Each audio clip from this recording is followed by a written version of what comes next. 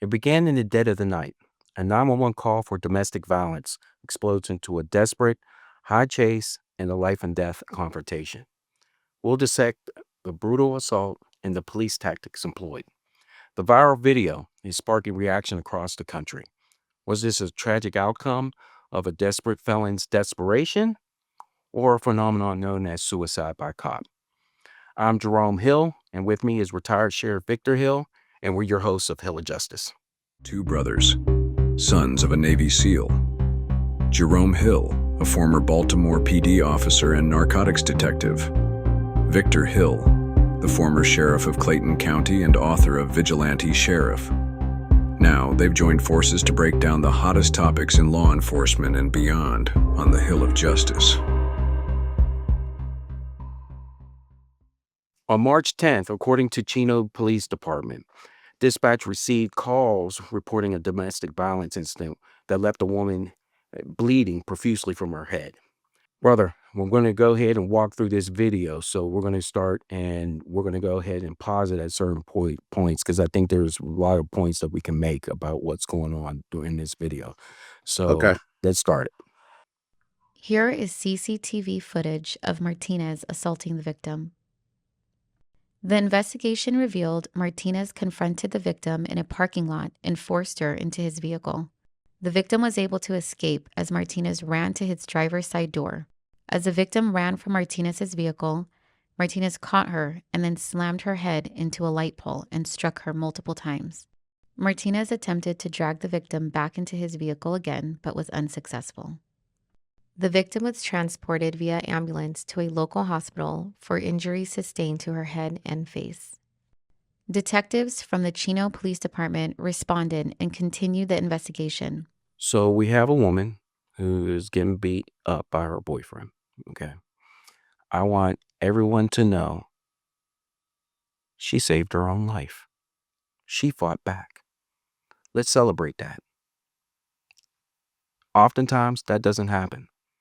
And we know all too often that these victims are no longer walking the earth because they're not fighting back.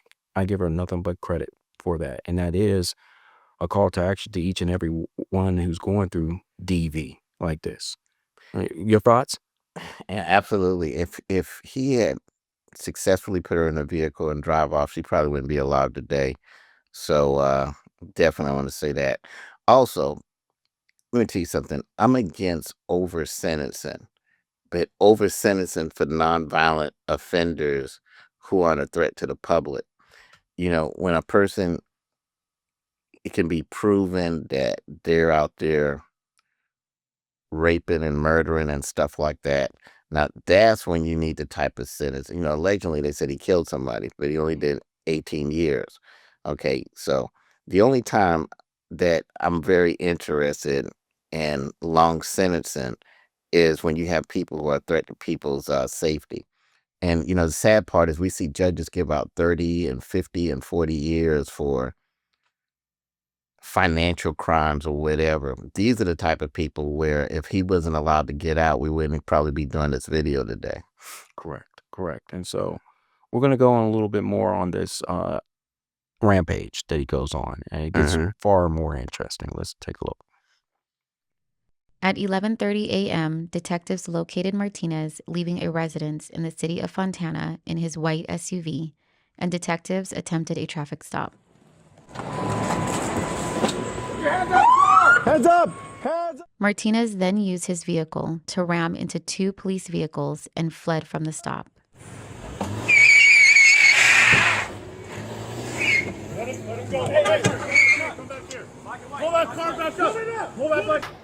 David 1033, suspects ramming police cars. 1033, code 3 back, Foothill. If there's ever a time, if you saw in that video where they had him boxed in, the unit in front of the suspect's vehicle gets out of the vehicle and starts walking away. Once that vehicle rams either one of those, let me go back. When he rams the vehicle that has the officer in the back, okay,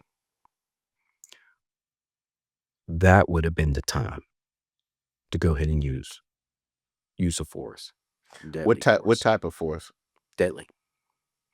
You have a Why 2-ton you say that? vehicle. Okay. You have a 2-ton vehicle that you have hitting a patrol car with an officer in it. Okay. You're having this motion going back and forth. You don't know what's in the back. You don't know how that officer could be disabled. Anything being popped off. That was deadly use of force. You cannot use a 2-ton vehicle to go hit and to strike an officer, whether he's in the vehicle or not in the vehicle. You immediately employ deadly force. You're out. You just got out the car. Pap, pap, pap, pap, pap, pap. Now, there might have been a backstop issue in the back. I don't know in that sense, but maybe we need to take a look at it again. How do you see it? Well, when he was hitting the car, wasn't both officers outside the car at that They point? were, but he went back into the car. And when he went back in the car, he hit the car again? Yes. Yeah. Let me tell you this. There's two things you got to think about on this one. I didn't notice that part. I just saw him hitting cars or whatever like that. First of all, remember this. Here's what law enforcement is up against. Because I was up against the same thing.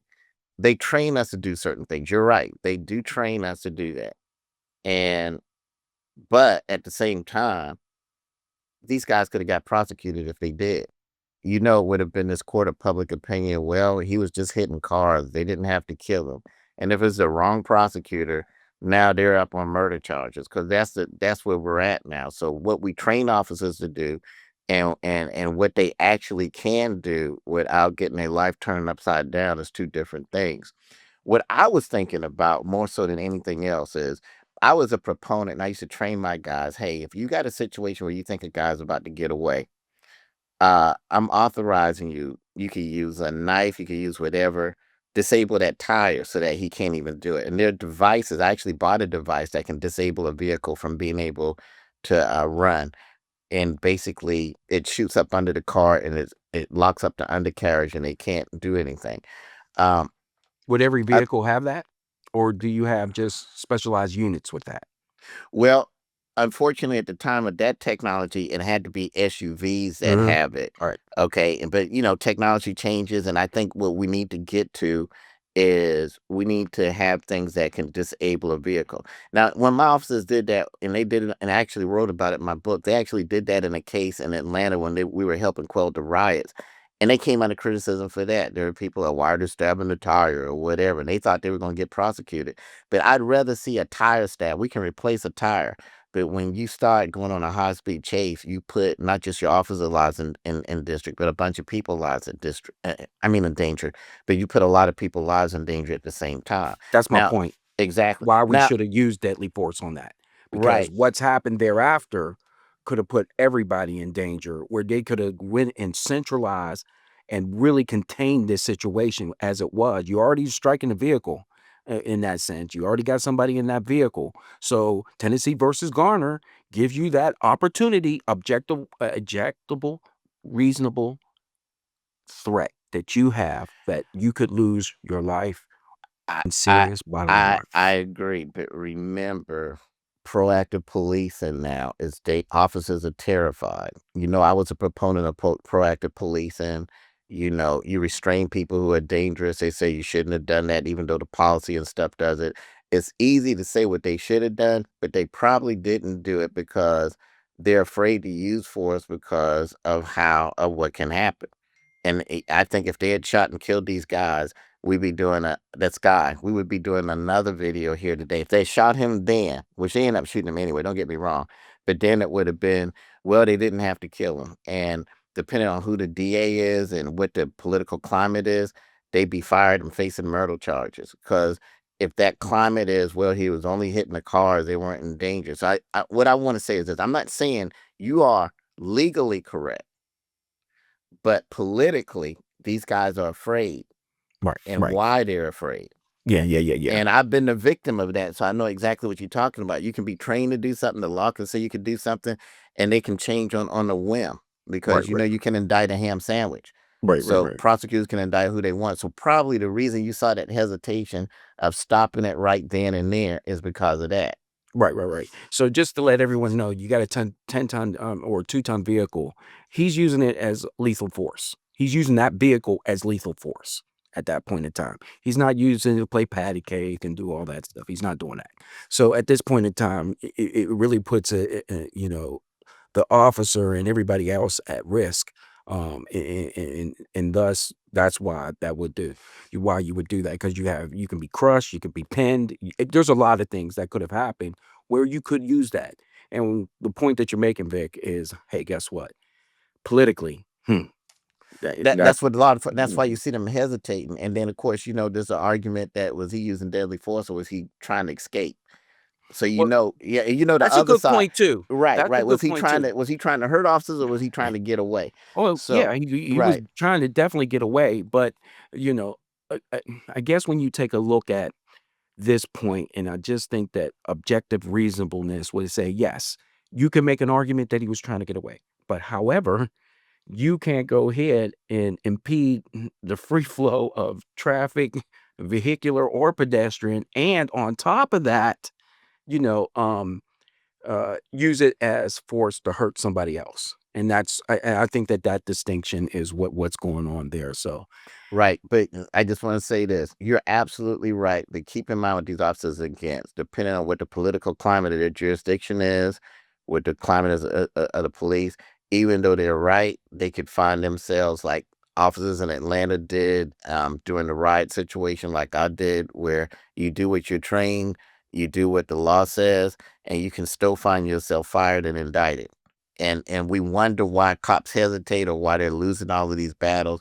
But this is a classic reason why. And I think that even though they knew they could, they probably hesitated because, they have to second guess themselves during incidents, whereas people who are just out on the public, they're not second guessing anything. They just do whatever they want. right. So Yeah. for all those of the legal mind, you're probably looking at a couple of Supreme Court decisions. You're probably looking at Graham versus Connor. You're definitely looking at Tennessee versus Graham versus Connor and Tennessee versus Garner. Isn't that wild? So you And, got it, those. and you're looking at the politics of the judge and the prosecutors who can rule, who will rule one way on something and then contradict themselves and rule differently on stuff. We see it all the time. They'll rule one way on one case and then you bring that case before them where you said this and then they'll find a reason to rule another way. I mean, it's just law enforcement is in a very precarious situation. So that's why you see them very hesitant. And the worst thing you could do is send a person in a gunfight when they're taught to hesitate, because hesitation in a gunfight, you lose. But then if you don't hesitate, we see what can happen to you. Right. So the next part of this clip, we're going on a 13-mile chase, which anything could happen on speeds exceeding 100 miles per hour. So let's take a look a little bit.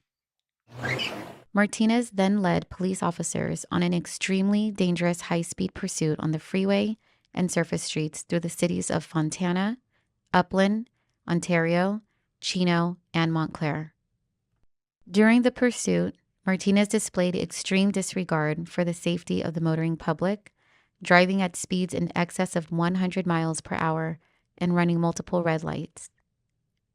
The pursuit ended in the 10800 block of Cadota Avenue in the city of Montclair, after a Chino police officer successfully utilized the precision immobilization technique, otherwise known as a pit maneuver, which disabled Martinez's vehicle. The pursuit lasted 28 minutes and covered approximately 13 miles. Brother, I Look, want to say something real quick yeah. too. Let me tell you what force I wish they would have used, which is technically deadly force. That chase went on 28 minutes. I always Mm-hmm. told my deputies, end the chase as soon as possible. The Yes. longer the chase goes on, the more people lies in danger. It's just like a ring fighter. The longer you're in the ring, the longer something can happen. So if you More can knock the guy, desperateness going yeah, if on. you can knock the guy out the first round, that's what you should do. Right. But I wish they would have done that in the beginning. One of the officers said let him go, which was kind of weird. Uh, you know, should they have shot? I don't know if I could go with that one, but one thing they could have done is he was ramming them. They could have rammed him back. And that would have been equal force. That would have been a good time for them to use both of those vehicles and do a for lack of a better term, a pit maneuver, equalizing his force with what they were doing. I believe they got the battering rams in the front of those cars. I believe I got to For look the one again car. I don't know for the about one the other car one. exactly. Yeah. But that would have been a good time right there. He's ramming you, or let's see if we could disable him that way. And if you could just get that car enough to where he couldn't move or whatever, as officers approach, that's a good time to use something to stab that tire so that if he does get away, he's only getting away for so long because he's going to be riding on the rim. But to your point, I would have liked to seen that type of action go on there. Anything to disable a tire, maybe ramming them right there instead of putting the public at risk for 28 minutes. But you want to end high-speed chases as quick as possible, or you want to prevent them from happening at all. Sun Tzu said, a wise general prevent problems before they occur. But we're in a political climate where you prevent it, you can get charged for that. But go ahead. And that's my concern too, that here we have the pit maneuver, and I just want to let everyone know that this is a high risk, although it has high rewards, but this is a high risk maneuver. Officers have been killed left and Yes. right doing this type of maneuver. And So suspects.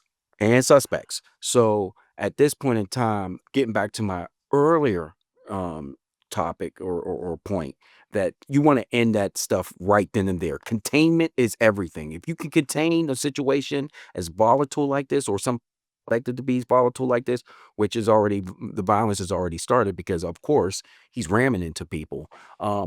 Stop it as soon as possible, because as Vic is saying, as the longer you put this out there, we're talking about untold lives being taken away.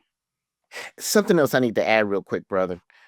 Most agencies, mine included, you don't shoot at a moving vehicle, or you can't shoot from a moving vehicle. So that's another thing those officers are up against too. So even though, like you said, technically case law says they can use deadly force, I'm pretty sure their policy is you can't shoot at or from a moving vehicle. Let me tell you part of the reason why that policy exists, even though it's not always practical. What's written and what's practical are two different things. But let's say you're shooting a person because he's driving straight at you or whatever.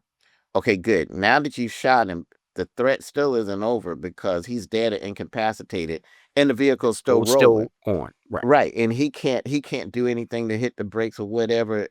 So there's a whole lot to that situation, a whole lot of what ifs, I thought about that, but that's the reason why I would have shot him right then and there, because you're in between two vehicles. You lose you use the capacity of containment once it starts getting away. And so right now you're in between two vehicles. That is the perfect time to strike. Use your strength while you can.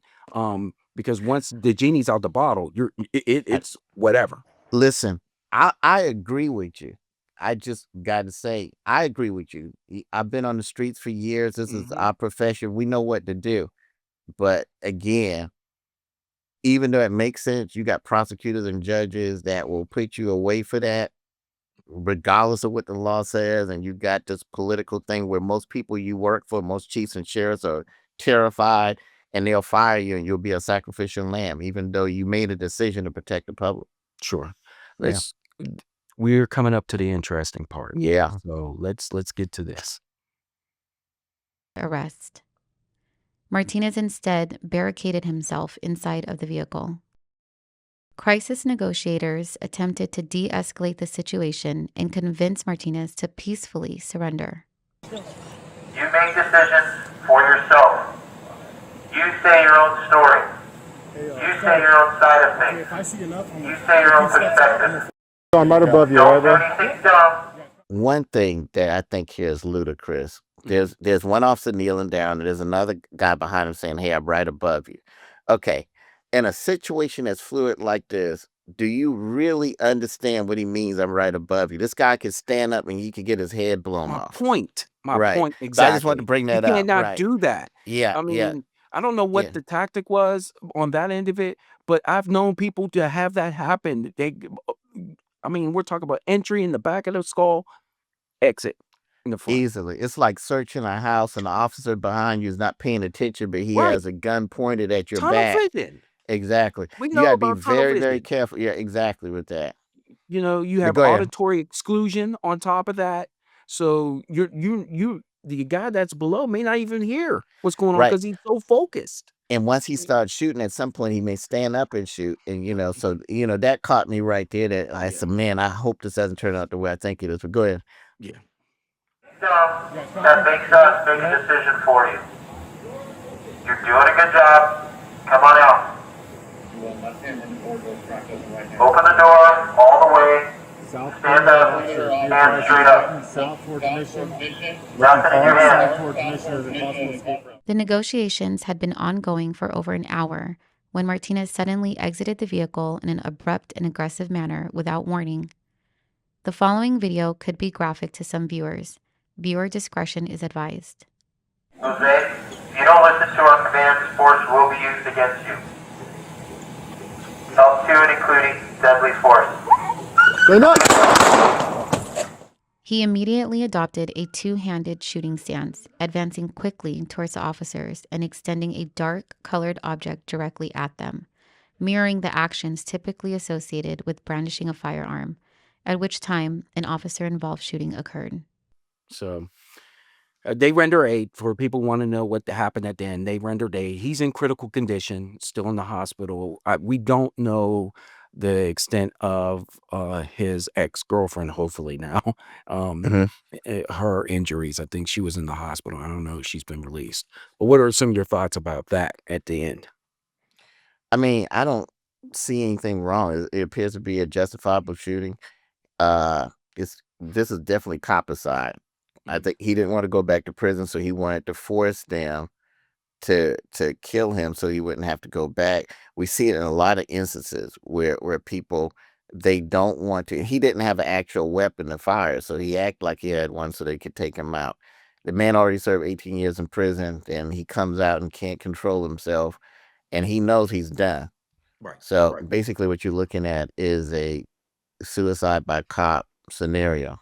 Right. Yeah. So we got suicide by cop. You're coming out the vehicle and you're going into an isosceles stance. Right. I mean, with a battery pack, because that's what he had in his hand, to go ahead and pretend like it was a gun. For anyone who's watching this, I have no problem. The Chino Police Department and the other agencies involved in this, you still get an A for what you I did. agree. Yeah, I I mean, agree. there's no, you're not getting. I'm just picking out a little bits of what we could do better. But the fact of the matter is, you all did great in that sense. But that I agree. phenomenon is very, very, very disturbing because you have these people in deep crisis. They're cornered. They're facing several consequences, like Martinez does, and they're like, "Guess what? I'm gonna provoke this. Let's go ahead and get this response from law enforcement to make you guys look bad, not me. But." That doesn't work that way. No, it doesn't. And I agree with you. I think you put that well.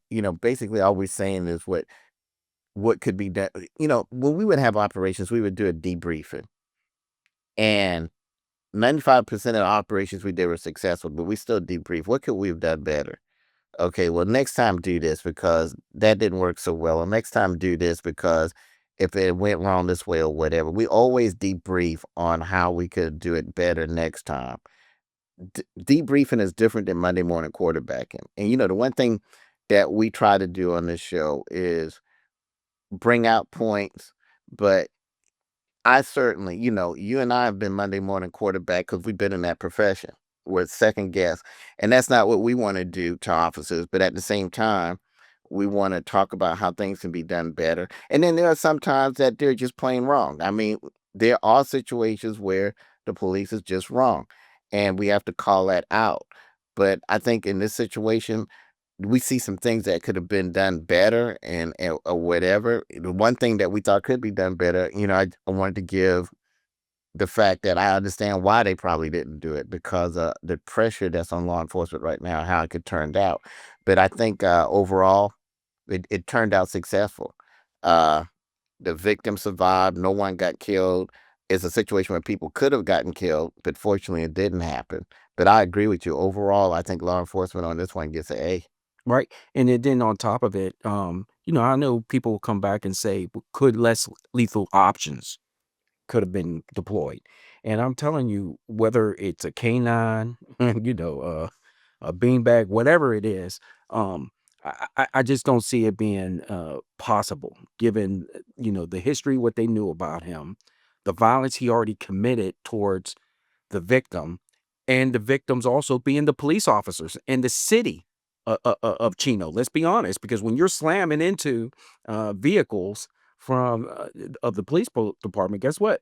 You're destroying also property and creating violence, especially if one of them is in that vehicle. So I We don't see no other choice in what they had to do. No, you're right. Jerome, in order to do the type of policing that some people want to see done, it's unrealistic when you got human beings there. You want them to wait until the gun is pointed at them, and then it's probably too late if it's a real gun and he starts shooting. Or you want them to shoot first, so they've got to take a chance with their life that hopefully he'll miss and they don't end up paralyzed or dead. There's just no way to put human beings in that type of danger and tell them to take that risk so you can agree, okay, well, he pointed at you, he shot the gun. You can sit here all day and say, well, the gun was in his hand, but he didn't point it at you. Well, he pointed at you, but he didn't shoot at you. And you're talking about human beings that they're risking life and limb. For us to get to that level of policing, they're going to have to create robots. Robots won't have to shoot back because they don't have to worry about losing their lives. They could be fixed again or whatever. And until we can get robots, then maybe we can get to the point to where, okay, unless hell, I guess they don't even have to shoot back then because they're robots. They could do something else. But when you put human beings in that type of danger, human beings are going to react. Now, is every reaction correct? No, I'm not going to say that. Is every action legal? We're not going to say that. But again, we're dealing with human beings that if a shot goes off and it hits, and we've seen it happen Mm-hmm. where that one shot just takes somebody out and it just hits somebody in the wrong place or artery or whatever. And that's what we got to deal with. And we got to at least give them the benefit of the doubt with that because they're risking their lives for us. I'm not even going to put our canine dogs in that type of danger either. Um, it's just unnecessary. And I know people will go ahead and say, why didn't you just let the canine dog did come out afterwards, but that was after he was incapacitated. But you don't want to put a dog in that situation either, unless you absolutely have to save human lives. And Right. Our policy, how it went with us is I wanted to use a robot, then a canine, then a human. Mm. If you got to make entry, it needs to send a robot in. We can replace a robot. Okay, we don't want nothing to happen to a canine, but I would rather risk a canine than a human life. Mm. But What robot what I first, also like canine, then human. what I also liked about that video was the use of the drone. And Absolutely. how that was critical. I mean, you can go ahead and have a helicopter up in the air for but so long, you got to worry about certain things. But the drone, you can be real intimate with that. And they were able to do that. And that's what you got to see on the bird's eye view coming down. So I think that all in all, they did an outstanding job. They did. And brother, let me tell you something. There's some exciting technology coming out. I was actually working on it before I left the sheriff's office, but I want to see us get to the point where we can chase cars with drones. Mm, yeah. Oh, that would And be nice. Yeah. exactly. Well, Yeah. actually, that technology is it was almost there right around the time I left being sheriff. There was a drone that could do that. We were looking into that because imagine they're not going to be getting away, and then now it doesn't put the officer in danger. And hopefully, these people, when they don't see law enforcement chasing them, they won't be moving as fast. If that makes sense. Yeah, that makes sense. Yeah, Well, I want to go ahead and congratulate the victims for surviving this, especially the initial victim, and for a great job that Chino Police Department and the other law enforcement family did. So that was pretty good. But I do want to end it. If you or someone is experiencing domestic violence, there's help. We'll list resources on the screen and the website. We'll support all types of DV shelters and advocacy groups. Speak out about DV. Don't be the only victim when you have help. So the National Domestic Violence Hotline is 1-800-799-SAFE. That's 1-800-799-SAFE. I'm Jerome Hill. That's retired Sheriff Victor Hill, and that's all we have for today.